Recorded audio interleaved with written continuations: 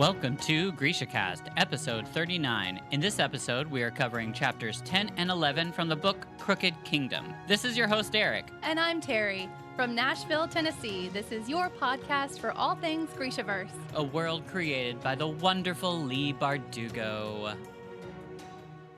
Moi Saviani casters. Hello. Ooh. A little excited there. I am, but you know what I'm really excited about? Our listener cities. Yeah. Because that's you guys so exciting. Because you guys are amazing and you guys got us charting. Mm-hmm. Charting. So, what we got? So, our first city is Isd. Yes. Yeah, let's take that one back. It is. New Westminster, California. What? And then we are flying on over to Lima, Peru. That's crazy. That is one of the cities that we're charting in. And Dubai, United Arab Emirates. That is absolutely amazing. No, yeah, that is actually great. I love that. Yes. I mean, Dubai is so cool. Yes. That I've never been, but it just seems really cool. So, thank you guys. We're number 69 in Peru for books. Wow. Yeah. What else we got? Do we have anything else? We do. We moved up. We are number 62 in the United States for fiction. That is insane. We moved up a whole point. And the exciting one is we moved up almost 10 points to 56 in worldwide fiction. Okay, guys, thank you so much, because we would just be sitting here talking into mics and just discussing this wonderful world, but you guys are the ones that get us charting. Like, we can't say anything about that. That's you guys. We didn't do it. So thank you so much. Thank you. That means you really love us. You really like us. Just like Sally Fields. Yes, girl. So proud of you. I'm so proud of you. Doop. I just clicked your gay card. It was a thumbs up. Way to get that one.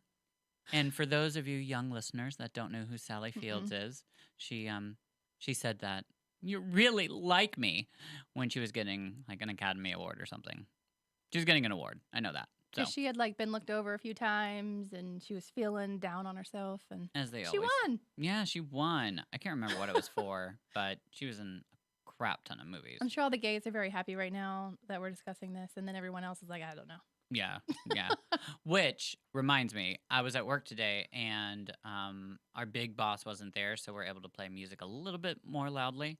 And that's always fun. Yeah, so the person playing music, I was like, you know what? Play some Whitney Houston. I'm really in the mood for it. And this girl, I love her to death. She's my girl named Ashley. She says, "Who's Whitney Houston?" No, she didn't. Mm-hmm. Nope. I about dropped. Girl, bye. Out of my seat. Bye. I was like, out the door.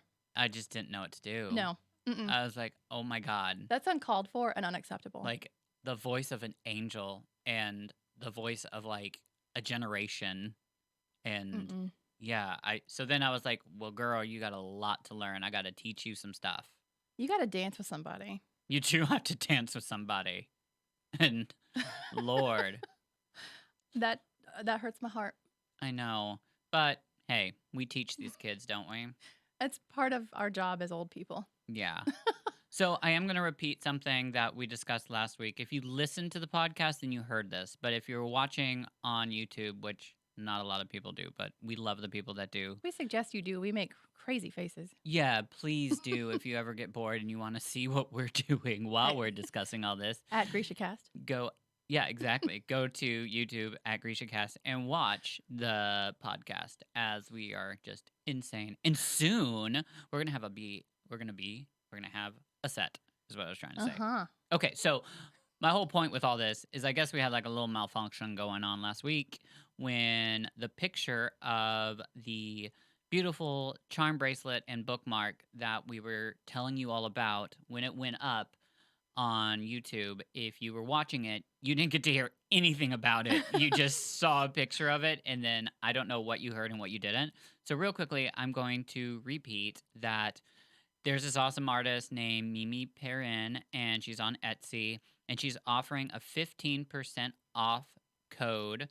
The code is GrishaCast, and she's got limited items, but she has made a bracelet and bookmark specifically for us, plus some other items.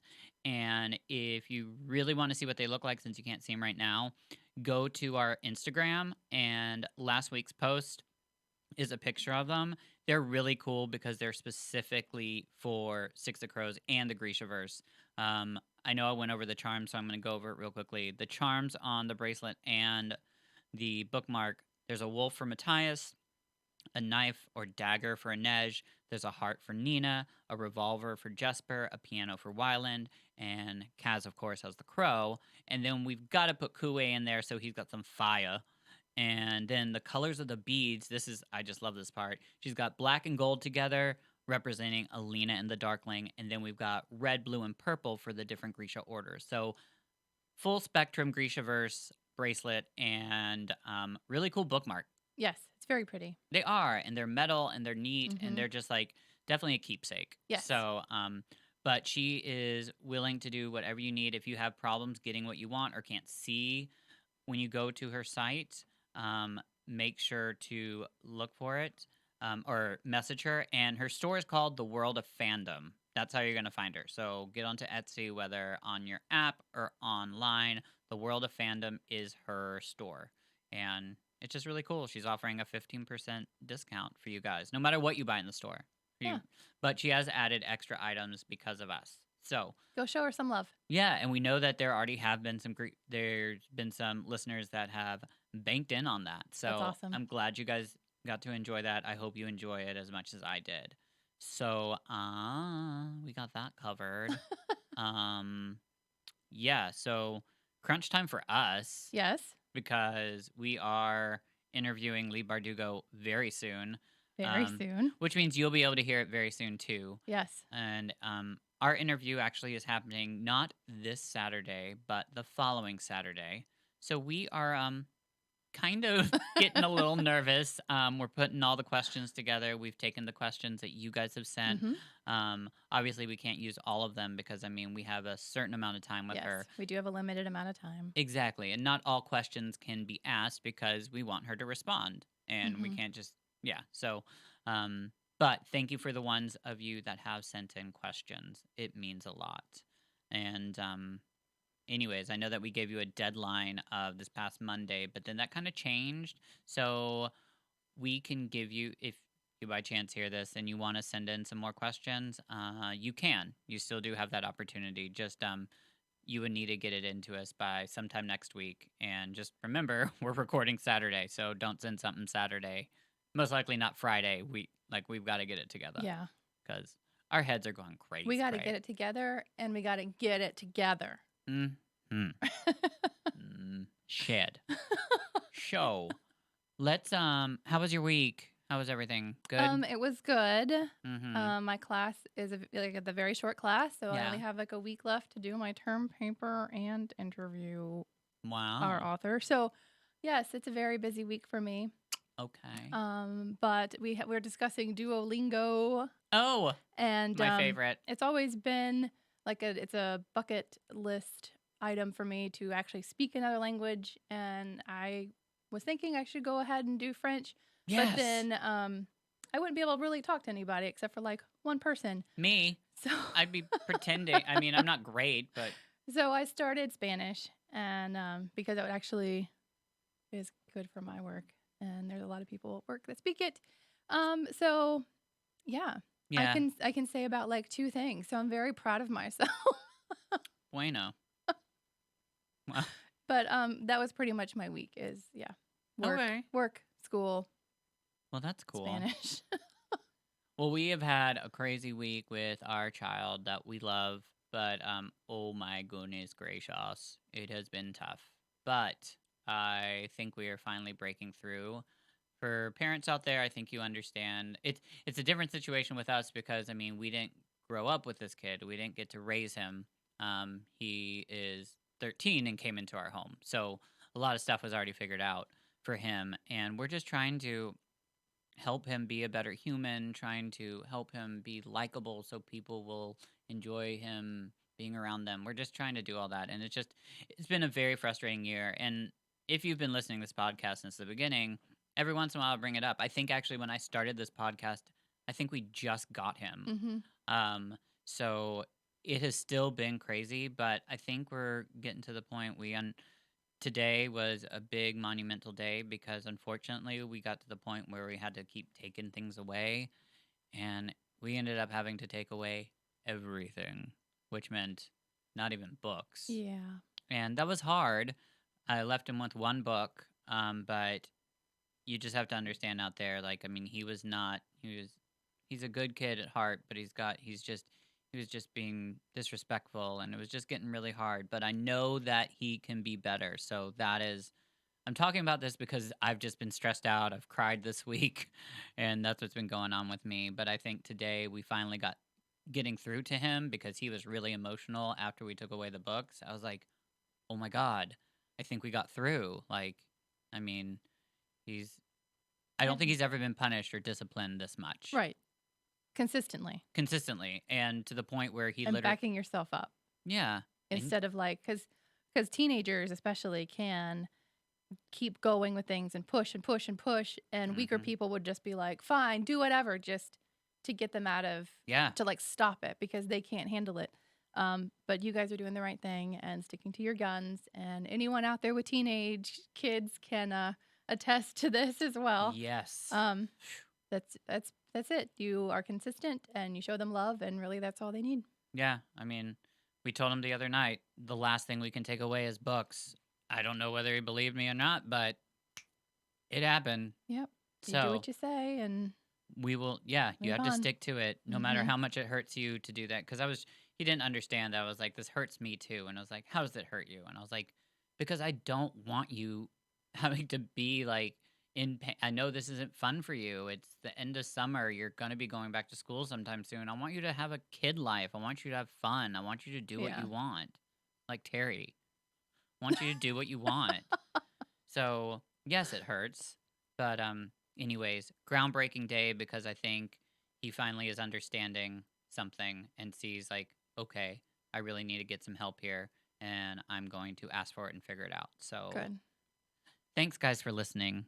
This is also therapy for me. So I will send me my bill, and I will get back to you in a timely manner. But wait until tomorrow when my paycheck comes in.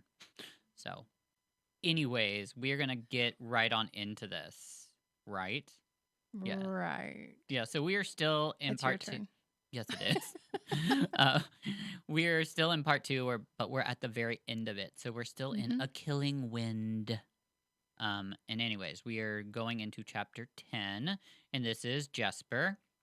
So Jesper starts to talk about how Van Eck's plan is going to be messy, and it's because of the time constraint that he has to plan all this.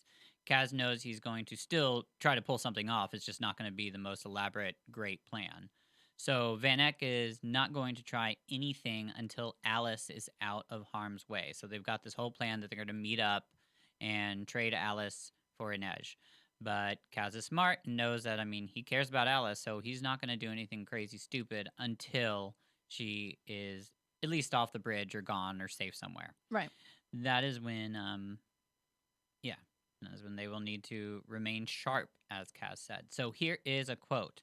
And sure enough, once Alice and Inej had traded places, some kind of ruckus has started on the bridge. Jesper's trigger finger itched, but his second job had been simple too. Watch Kaz for the sign.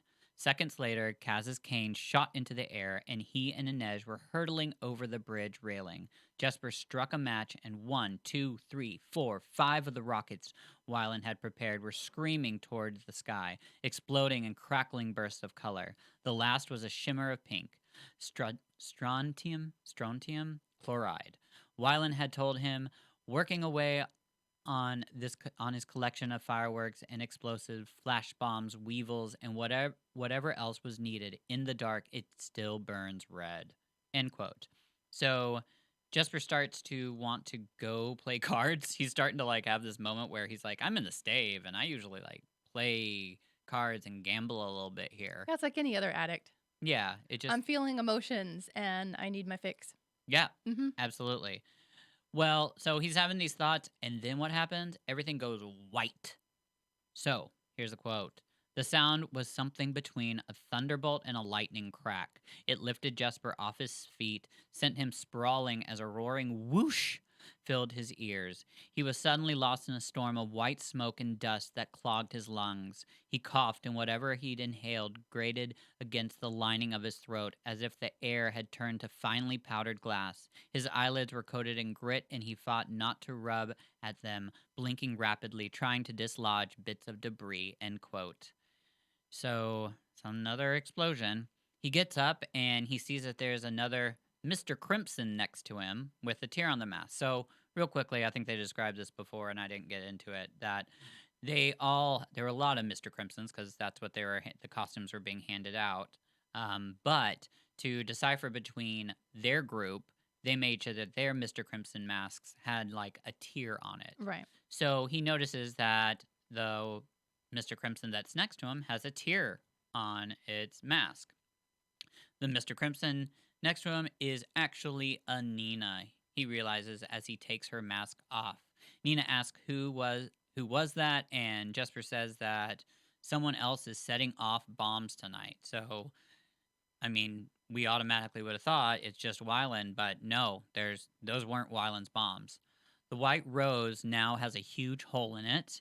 They hear screaming and shouting coming from inside. Nina then says she has to help them because, I mean, she's getting nostalgic and wants to go help the girls there. And at that moment, Jesper remembers that, oh yeah, she used to work there. And I forgot. That's what's going on here. She asks where Matthias and Wyland are. Then another boom happens. Lots of booms going on here. So here's a quote. "What in the name of every saint who suffered is going on?" Nina yelled in fear and exasperation. People were shrieking and running all around them, trying to find some kind of shelter. She pulled herself to her feet and peered south down the canal toward the plume of smoke rising from another of the pleasure houses.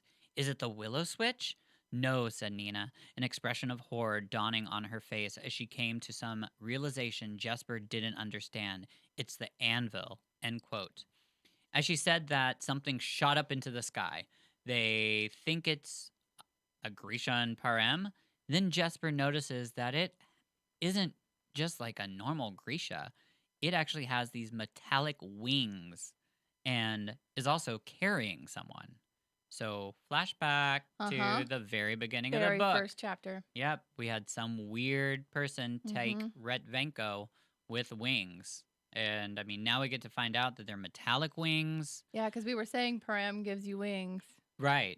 But this is obviously something that has to have been put on them, or I don't know, something interesting is going on. This has never been seen in Ravka or the Grishaverse itself. This is new. They figure out that these flying Grisha, I call them the Grisha on roids, are not just there just blowing up stuff and capturing people. They are specifically hunting other Grisha. So, horrifying. Newsflash. Get out, Nina. Get out, Jesper. Come on. Let's get going before you get on an Amber Alert. Because I don't know if they have Amber Alerts in Grisha. I doubt it. No, because they don't have cell phones. No, people die like all the time. So. Yeah, you wouldn't be on a milk carton. No. But I don't know. I'm going to think about that one. I wonder what they would use. Anyways, another explosion happens. And this time, a huge man and a huge woman burst from the White Rose. And they get a good look at them, and they are nothing other than Shu. One of the Shu sniffs the air, and this is kind of creepy. After he sniffs the air like a little dog, he then locks eyes with Jesper and starts heading straight for them. Yeah, that was super creepy. Yep, you can sniff out a Grisha. Yeah. Which, sorry to segue into this. I know you probably haven't had time to do this, but have you by chance watched that show on Netflix that's new? It's called Cursed. No, I haven't. I have heard other people talk about it. It's so good. Love it. Love it. But there's a part where there's this character that can sniff out other fairies. And it's just like, it just reminded me of it. So you got to watch that. It is so good. I think it is like Netflix version of trying to do something kind of Game of Thrones-ish, but it's very different. But like, it looks very good. It's got the gore in it, like so they ain't afraid to like cut off some heads and throw some blood up in there. It's a good story. So, back in Grishaverse and our chapter. So, told you about the sniffing shoe. The sniffing shoe. The shoe sniffers. Maybe there's a meeting for him for that, because that kind of sounds nasty, you know? It is nasty. Sniffing the shoe. Oh my God. I'm not even going to say where I went. Let's not. Yeah, let's not. But it's funny in my head. Okay. Because think about all the things people sniff that are disgusting. Okay, so next quote. Jesper had an intention of getting swept up by some kind of shoe bird boy. He didn't know where the second flyer had gone and could only hope he was occupied with his Inferni captive. The winged man darted left, right, swooping and zooming like a drunken honeybee. "Stay still, you big bug," Jesper grunted, then squeezed off 3 shots and struck the flyer's chest dead center, flinging him backward. But the flyer righted himself in a graceful somersault and sped toward Jesper. Matthias was blasting away at the 2 huge shoe. Every shot was a direct hit, but though the shoe stumbled, they just kept coming. End quote. Jesper tells Nina and Wyland that they can come help at any time, by the way, guys. Come on, bring in the ammunition. Let's help. Let's do this. Hey, come on into the party. We've only got some crazy flying shoe big bugs coming. Shoe bed bugs. They say they are trying, but the shoe, for some reason, are not feeling it. So obviously they're trying to do something, but they say that he's not feeling it. So that's interesting. Next quote. "Get down," said Wyland. They dropped to the cobblestones. Jesper heard a thunk and then saw a black blur as something hurtled at the winged man. The flyer dodged left, but the black blur split and 2 crackling balls of violet flame exploded. One landed with a harmless hiss in the canal water. The other struck the flyer. He screamed, clawing at himself as violent flame spread over his body and wings, then careened off course and slammed into the wall. The flames still burning, their heat palpable even from a distance. "Run," Matthias yelled. Nina, Matthias, Jesper, and Wyland run down an alley. Okay, so this next part I'm going to read is going to actually be ending out this chapter, just so we know what's going on, but it's got a lot of information in it, and there is some speaking, so you guys have fun with me while I'm doing this. Nina cried out. Jesper turned. Quote. Nina cried out. Jesper turned. Nina's thrashing body was covered in silver netting, and she was being dragged backward by the shoe woman, who stood with legs planted in the center of the alley. Matthias opened fire, but she didn't bulge. "Bullets don't work," Wyland said. "I think there's metal beneath their skin." Now that he said it, Jesper could see metal glinting from under the bloody bullet wounds. But what did that mean? Were they mechanicals of some sort? How was this possible? "The net!" Matthias roared. They all grabbed hold of the metal net, trying to pull Nina to safety, but the shoe woman kept yanking her backward, hand over hand with impossible strength. "We need something to cut the cord," Jesper shouted. "To hell with the cord," Nina snarled between gritted teeth. She snatched a revolver from Jesper's holster. "Let go," she commanded. "Nina," protested Matthias. "Do it."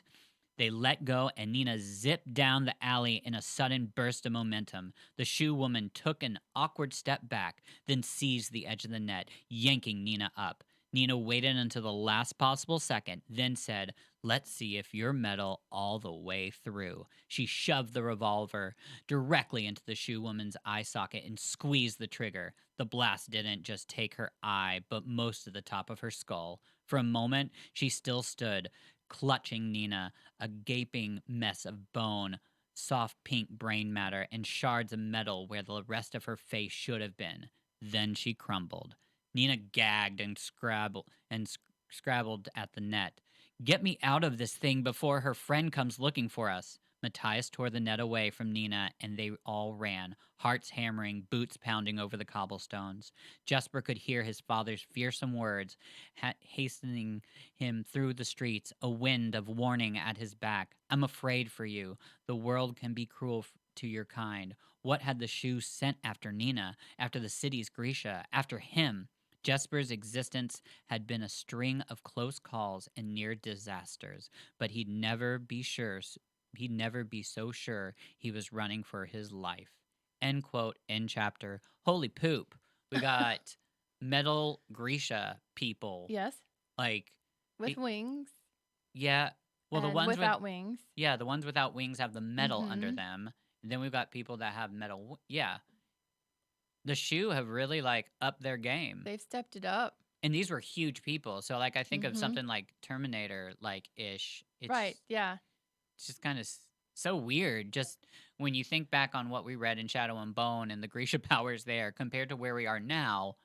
Right. The manipulation of Grisha power and what people are creating and doing with it. Like, because these even seem, to me, I don't even think these were really Grisha anymore. I think it almost seemed like to me that they were created. Well, like, we will get to that. Oh, I'm sorry. Well, girl, I'm just getting. I'm setting us up. I will answer all of your questions. Well, good. You do. I'm love you. Love you. Let you tell us all about it. So you just going into your long chapter. It is. It's very long. But we'll get through it. It seems like the shorter chapters have all of the action, and the long chapters have all of the information. So I have a lot of information. Okay, well, We start off part 3, which is brick by brick. So we're in a new part. New part. And this is chapter 11, which follows Inej. She and Kaz are moving away from West Stave into the cleaner weft and have changed out of their capes and masks into the dock workers' clothes. Inej's hair is like hidden under her hat so that she looks like a boy, I guess. There's still stodwatch everywhere, so they have to be careful. Kaz picks the lock on a linen storehouse that has fire damage and it's unoccupied. Upstairs, there's bolts of linen still where Inej can rest. He hands her some snacks and some water, which means he's been there before. And so she understands. I know. Snacks are love. Yeah. And so she understands that this is one of the safe houses that Van Eck, wanted to know about. She's feeling weird about looking at him from what she's been through, so she just keeps staring out of a window. But he starts a conversation, and this is where we start our scene. Ooh, right on in the beginning. It is.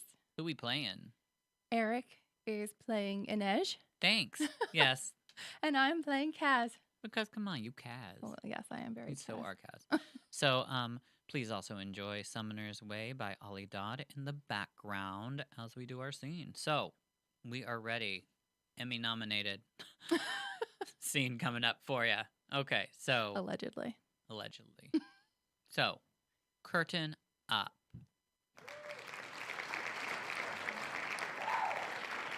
Woo!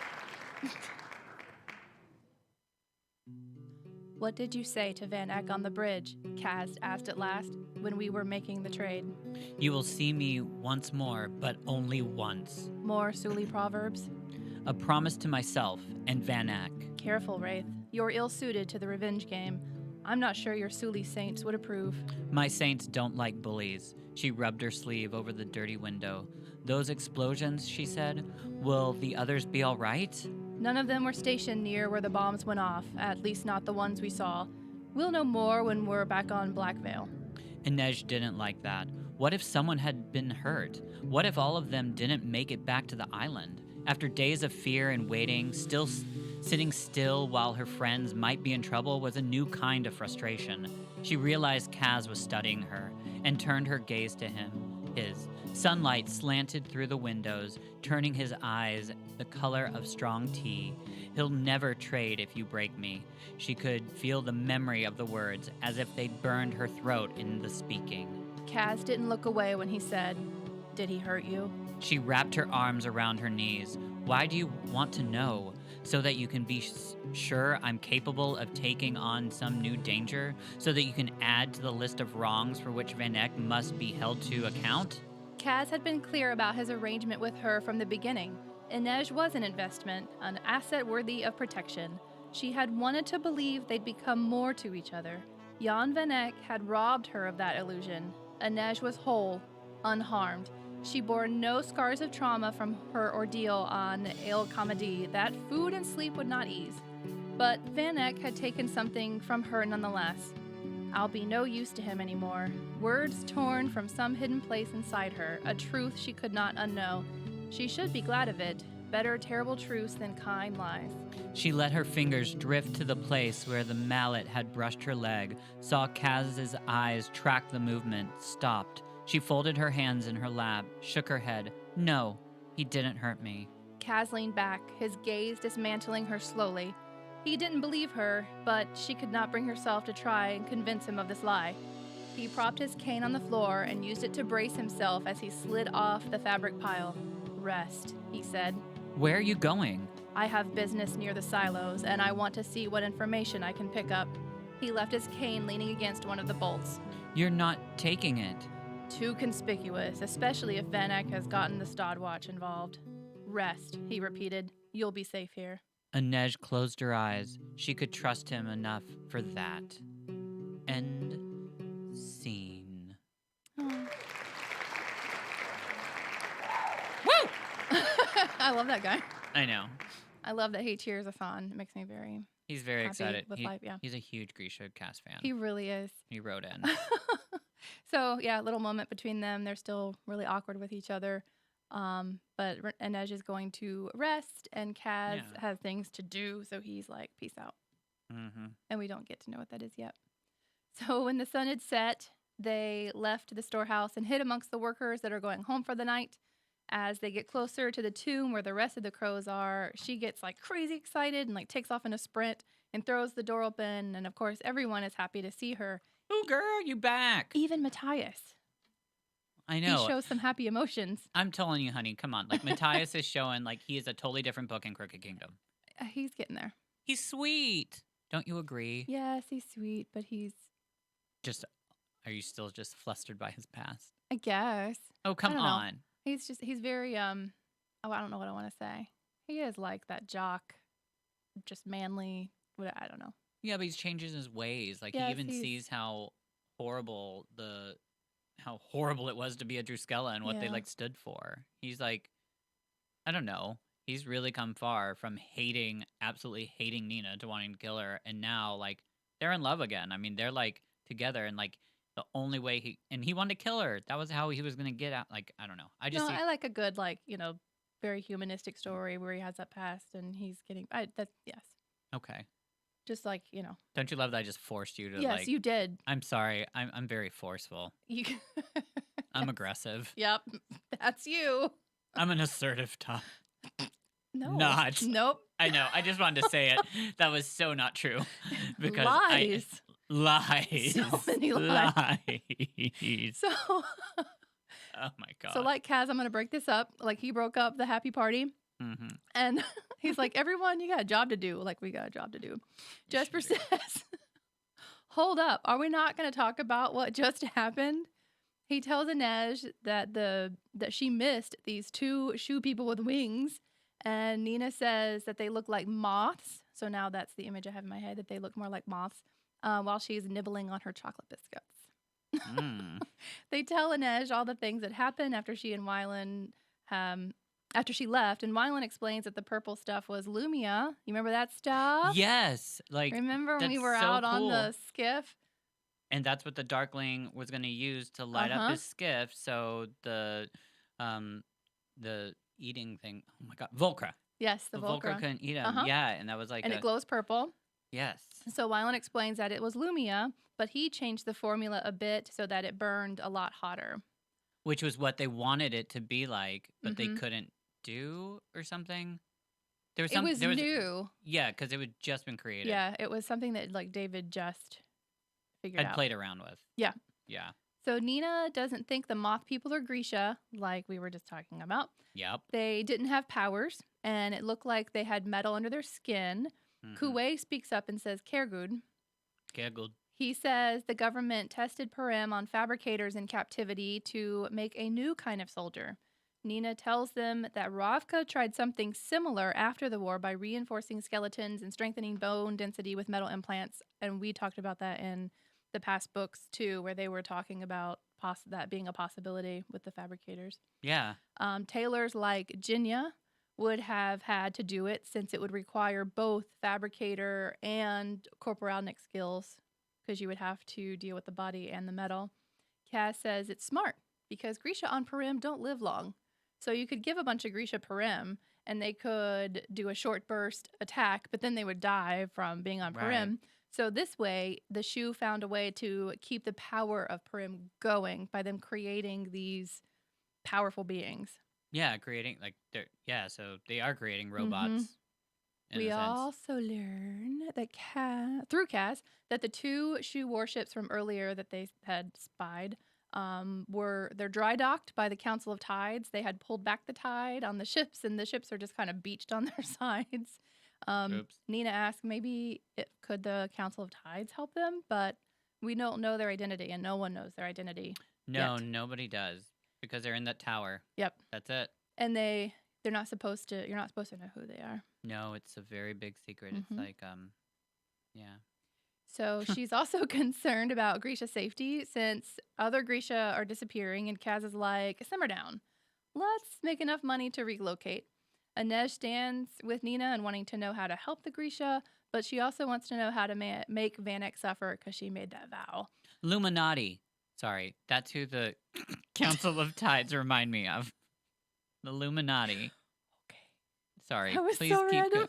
Please go on. I had no. I was like, is that a warning? Are they behind me? I don't know what's happening. No, sorry. All of a sudden I was sitting there. I was like, what is that word I'm trying to think of? Illuminati, yes. The Illuminati. Okay, go on. Sorry. I promise I won't do it again. Whew. Okay, so Jesper obviously still wants the money because he's got 2 days to deal with his father's loan. Kaz keeps on and asks if anyone even cares what he did with the cash from Pekka Rollins from selling the shares. Everyone answers, and I love these when everyone has their own little answers. Yes. Guns, asked Jesper. Ships, asked Inej. Bombs, suggested Wyland. Political bribes, offered Nina. Except this time, Matthias doesn't say it's ridiculous. He just says, that's reasonable. Kaz doesn't care. He just says, sugar. All right. Keep up with me here because this is a little complicated, and I'm going to try to break it down for you. This is very complicated. It is. It took me a couple of times to read through it. Okay, so he bought shares in sugar and placed those shares in private accounts for them all under aliases. Who did again? Kaz. Okay, Kaz did that. Okay. Van Eck owns 1/3 of the world's sugar silos. Okay. Where all the sugar is stored. Got it. And a little bit of the sugar inside his silos. He pays a ton of money to keep them secure with security. And the merchants who own the rest of the sugar in his silos pay him a percentage of their sales. Okay. If for some reason, wink, wink, something happened to the silos that Van Eck owns, the price of sugar would skyrocket because now we have less sugar in the world. Right, because he owns all of them. No, he owns 1/3 of all the silos that hold the sugar. So if there were like 100 silos, then he owns like 30 of them. I don't know. We're talking about Van Eck. 90. Yes. Okay. Math is not good. I shouldn't have said that. Just completely erase that from your head. So the shares that Kaz bought for sugar are for sugar that are not stored in Van Eck silos. Gotcha. So all the sugar that's outside of Van Eck's silos is what he bought the shares in. So if Van Eck's silos are destroyed, their shares go up at least 20%. Yeah. So then they can sell at a huge profit close to that 30 million krug that they wanted. Makes sense. So Kaz and Wyland already have a plan that involves a chemical weevil. Oh. By the way, a weevil is a beetle. I went and looked that up. Jesper wants to call it a weevil, and Wyland says no. No. Not how you say it. Wyland says he got the idea from a bacteria that can ruin a whole crop. So this little weevil chemical can be dropped in the silo, and it will burrow down, reacting to the sugar, and it will make it a useless mush.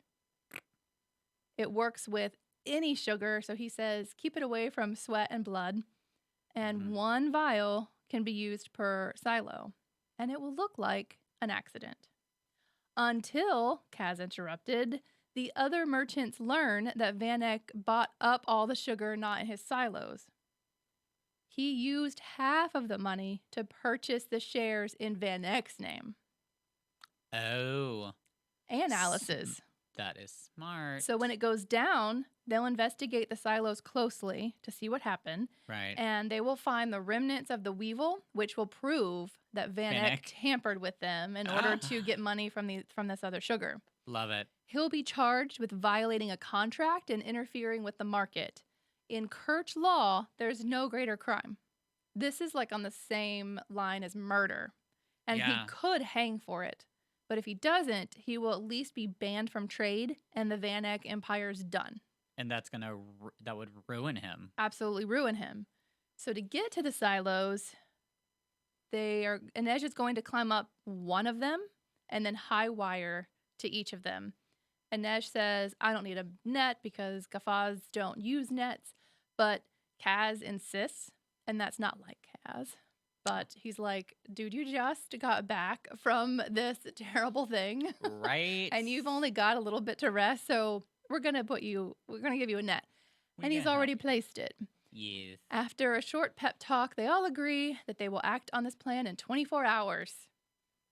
Nina, however, stands up, and she says, I'm only going to do it if I can get all the Grisha out of the city. Kaz is like, nope. Good luck. So Nina says, fine, I'm out. That's a no from me, dog. Kaz says, fine, I don't need you. So then Inej stands up and says, but you need me, and I'm with Nina. And of course, this changes Kaz's mind real quick. Like, he doesn't even argue. He's just like, okay, so what's the plan then? Fine, we got to figure this out. Let's just add more plans to the plan. I know, and this was like a really fast plan, too. It is. Again, this is another plan you got to keep up with. Yep. Nina says there are about 30 Grisha in the city, and there's a tavern near the Ravkan embassy where they leave messages and exchange information for each other. But they need a ship to get to Ravka.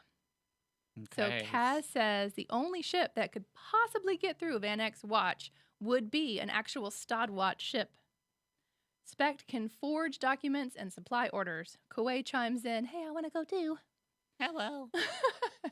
So Wyland's like, how are 31 plus people going to be kept a secret on a ship? And Kaz says, we'll just forge a letter from Van Eck to the ship's captain promising to pay well and to use the utmost discretion in transporting these, quote, valuable refugees. Excuse me. Sorry. Let's not. Oh, that's a thing that's going to get started. Yeah. All they need is Van Eck's seal. Unfortunately, Wyland says this isn't a safe that can't be picked by Kaz and is reinforced with Grisha steel. Wyland then suggests that he can make a different kind of weevil to burn through the steel in a matter of minutes. Oh. And this leaves me with the quote that closes out the chapter. Ooh, okay. Without damaging the contents inside, asked Nina. Hopefully, repeated Kaz. I've worked with worse. We'll need to find out which ships are departing for Ravka tomorrow night and get Specht started on the manifest and papers of transit. Nina, once we've got a vessel chosen, can your little band of refugees make it to the docks on their own, or will they need their hands held for that too? I'm not sure how well they know the city, admitted Nina. Kaz drummed his fingers over the head of his cane. Wyland and I can tackle the cafe. We can send Jesper to escort the Grisha, and we can map a route so Matthias can get Kuwei to the docks. But that only leaves Nina to distract the guards and work the net for Inej at the silos. The net needs at least 3 people on it for it to be worth anything. Inej stretched, gently rolled her shoulders. It was good to be among these people again. She'd been gone for only a few days, and they were sitting in a damp mausoleum, but it still felt like a homecoming. I told you, she said, I don't need a net. End quote. End of chapter. Oh, wow. So we've got so many plans. Yeah, we got 2 plans in that chapter. That was a lot. Well, I mean, but we got Inej back. We do. We do have Inej back. And seriously, I remember when I first started this book, I thought like that we were gonna be pretty much reading this book going to get Inej the whole time. But like it happened so quickly. Mm-hmm. It really does. I mean, she cuts right to the chase, and she's got. I was reading some of the interviews, and she like when she was writing Six of Crows at first, she didn't know she was gonna really like have a duology. But then the way like it was ending, she was like, I can't. There's so much more stuff that has to be told, right. And that's where like that's what this book is. This is gonna like end where these people go, and it's just kind of cool. And there's so much more action, and this book is amazing. Just gonna let you know, There's some tears that will be shed. It is a good book. We're so excited. I'm sorry. I'm just so excited. I started reading The Language of Thorns, which is her fairy tale book. And I am loving it. I've always wanted to read it. I just wanted to wait till the perfect time, and I never knew when it would be. So I just decided to start it right now because trying to get ready for it. But it's the stories that our characters right here would have heard growing up. Right, yeah. It's beautiful. We will cover that book, by the way, Yes. in this. And Terry, you're going to love it. It's just... I'm very excited. Well, it's the writing you would love. Okay, good. It's like really cool, like dark fairy tales. Good. Yeah. I'm excited then. Okay, kids. So you know what time it is. It is that time, that special time for...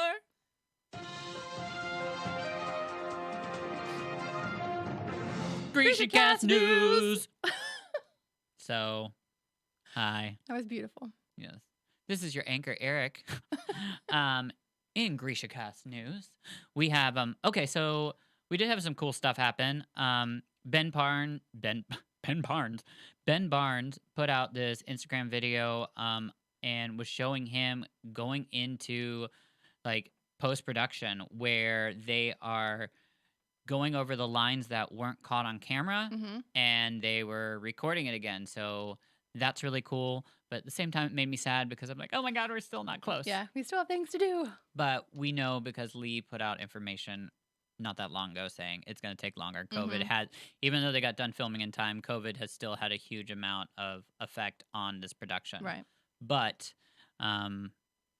it's exciting. We also got some new information. I don't know whether this is new or not. I feel like I've read this before, but it's going around again. We know that it's an 8-episode season, but we got the names of the episodes. And supposedly, and I think these are great.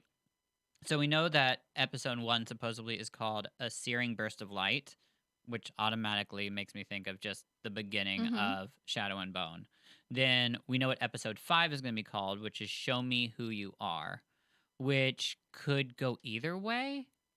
I mean, it reminds me a little bit of Shadow and Bone, where like maybe she's trying to get that the power out of her, like, you know, like she's trying to teach her Alina how to get that power, you know, show me who you are, like give me who you really are, like then we've got No Mourners. We know what that's going to be about. Haute Kazatia, which is awesome because I mean we know what that is. That's going to be about Mal and her being in love with him or something. The Heart is an Arrow. I don't know. Who knows where that could go? Yeah, there was. I actually read a few discussions on that title. That one? The Heart is an Arrow? Yeah, because a lot of people were a little confused about that one, about like what exactly it could be about. See, I didn't read any of the discussions. Okay, that's interesting. I'll have to look that up. Yeah. So then we've got, this is a great title. Oh, well, I love the next ones. The Making at the Heart of the World. That's really cool. That's obviously about her power and, I mean, just going deeper into the Grisha power itself and how it's made, and probably a lot about the saint's life that she learned about, don't you think? Maybe. Oh, well, maybe, no, I don't think that's Shadow and Bone. I think that's further along in the story. Sorry, guys. Or wait, no, Mortzova, we've got to learn a little bit about him in the first story because she's got to go after the... She hears that name, and she knows a little bit, but she doesn't know everything. But a lot about that. The Making at the Heart of the World is like a phrase that I think they use still. I think so too. Okay. And then the next one, The Unsee. I can't wait to see that. I'm so excited. And then We're All Someone's Monster. A famous, amazing line from like, oh, come on, Darkling. Yeah. Bring it to me hard. So that is just cool. Let's go on into some listener thank yous. We don't have a lot, but I would on Instagram like to thank Shadowbone Netflix. Thank you. And then we got an email from Emily Cotrufello. Thanks for loving our podcast, adoring it. As you said, we are happy to be able to help you read along with the books. She said that she loves listening to us because we pretty much help her get through the books without having to sit down and do it. Exactly. So that's what we're here for, girl. That's awesome. So one thing that I'm excited about for our interview is coming up with some really good Fjord and Mary kills. Yes. So you know what? That's what I'm going to ask of you guys. Yes. if you guys can send me some Fjord and Mary kills that you think would be really cool to ask Lee, that would be great. And it can be anybody. Remember, we can do anybody. And, she is in love with, like, Holly Black or really good friends with her. So I'm thinking about combining some with, like, Carden and Jude from those stories. Like, just some really cool ones. So send those to info@GrishaCast.com. Ding! Thank you. You're welcome. And if anybody has an insight of how to become a subscriber for Fairy Loot, please let me know. I have just found out about this subscription box, and I made this huge list of all these ones that I want to be a part of, and the Fairy Loot is the main one, and then there's one like Fae something, but they won't accept subscribers right now, and it's pissed me off. I even sent them an email that was like, look, I am a huge fairy lover and love this stuff. I want to be a part of it, and I just feel like I'm just like going to be thrown into the stack of everybody. I can't believe that you sell something and you don't have enough to give more. I want to give, like, I would pay double. Like, I even sent that in the email. Like, I've got my money. I will wire it to you. I'll give it to you in cash if you meet me out in the parking lot. But anyways, frustrated in Eric land because it's something I really want. That is so my gig. Yeah, it is. Ugh. It is. So frustrating. Yeah. Okay. So it's been a great cast. It has. We learned a lot. We have. And so next week, kids, we're only going to do 2 chapters, 12 and 13. They're not as long, but remember, we're getting ready for Lee Bardugo. So we're going to at least still do our regular podcast, but we've got to spend a lot of time because next Saturday, Terry and I are going to be horrified. We're going to have to go get massages or something to relax ourselves before we get to talk to her. We're very excited, but come on, this is a big moment. And what's going to be even bigger, it's going to be on YouTube. So you guys will be able to actually watch it and see her face and her reactions as she listens to me stumble over my words. Because you know me, I stumble over everything. And me just staring at her going, wow. Do you think we should do forget that I have to talk to her? Should we do a scene for her? Should we do something for her that would like be like, hey, we want to show you how much we'll figure it out. I know. We shouldn't just discuss this on the podcast. Sorry, guys. Love you. Okay, well, it's been a great episode. Thanks for listening. So, I love you, Terry. Love you, Eric. So we will see you all next week. No mourners. No funerals.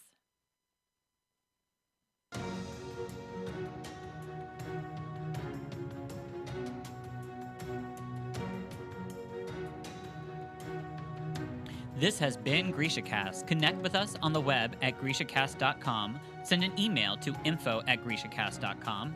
Follow us on Instagram at GrishaCast, YouTube at GrishaCast, Twitter at GrishaPodcast, and Facebook at GrishaCast. Special thanks to Ollie Dodd for the use of Summoner's Way.